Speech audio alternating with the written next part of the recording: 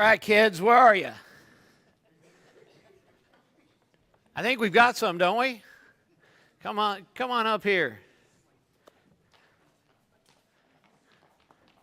Hey, I like the running thing. I was always taught don't run in church. But if you're excited, I think you should get to run. I think that's only fair.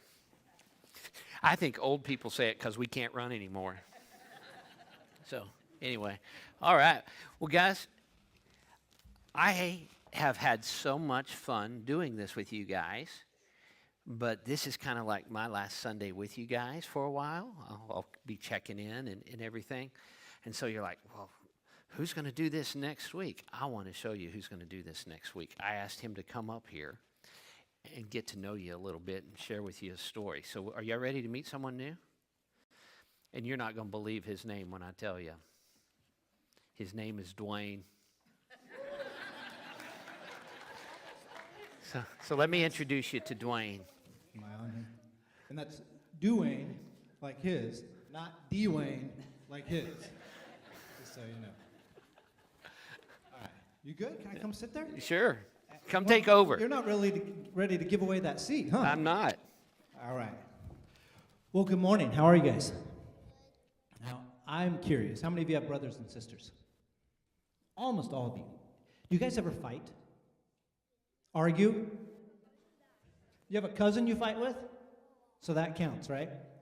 Now, if you get in an argument with someone and your parents find out about it, what do they make you do? First you stop fighting. What about afterward? Say sorry, right? So they make you apologize. Now, when we apologize, in my house, that's actually extra tough for our kids. Because is it easy to say sorry? No, because you're usually still mad at this person, right?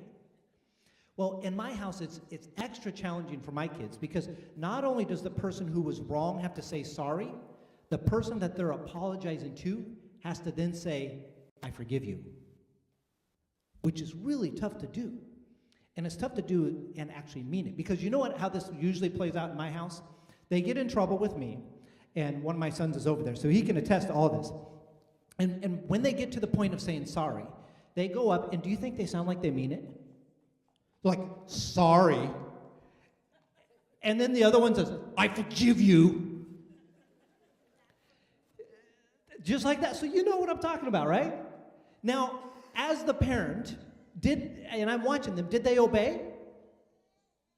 Well, they did. They did what they were told to do, right? But the way they obeyed, do you think that actually made me happy? No, it actually upsets me sometimes because they obeyed. They did what I said, but they did it with a bad attitude. And so today, Pastor Allen's going to be talking about Jonah and how he goes to some people that he's mad at. He doesn't like them, and he's got all sorts of reason in history to not like them. And he finally, after running from God, he finally obeys, but he does it with a bad attitude. And I want to kind of give you an example here. I figured if I brought these up here, you guys would pay attention.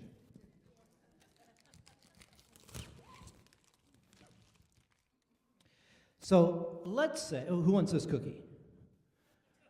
Okay, I'm just checking. Let's say that I tell you to give someone this cookie. Now that's not difficult to do, right? I'm gonna keep this. I'm trying to keep it clean up here, okay? So if I tell you to give someone this cookie, just like telling you to say sorry, and you say okay, and you're going to obey, but before you do that, you do this. Okay, who wants this cookie? You still want it, right? Now, technically, I'm still giving you a cookie, right? Everything in here is still a cookie, and I'm obeying. Here you go. Are you excited to receive that? You see, you wouldn't be happy? You would be happy. You still want a cookie. We're getting there. You see, when we obey with a bad attitude, it's actually really, really crummy. And it's not something that pleases God. He wants us to obey, but he doesn't want us to have such a crummy attitude. In Philippians, it tells us that we're supposed to do everything without murmuring and complaining. And that when we obey with that sort of attitude, It's actually, it shows, it's a way of shining like a light for the rest of the world to see. And it's something that tastes sweet to God and to other people. And so my encouragement for you guys this week is that when you're told to obey, even if you don't want to do it with a sweet attitude that pleases both those around you and pleases God and your parents, okay? All right, if you'd like a cookie, you can take one before you go.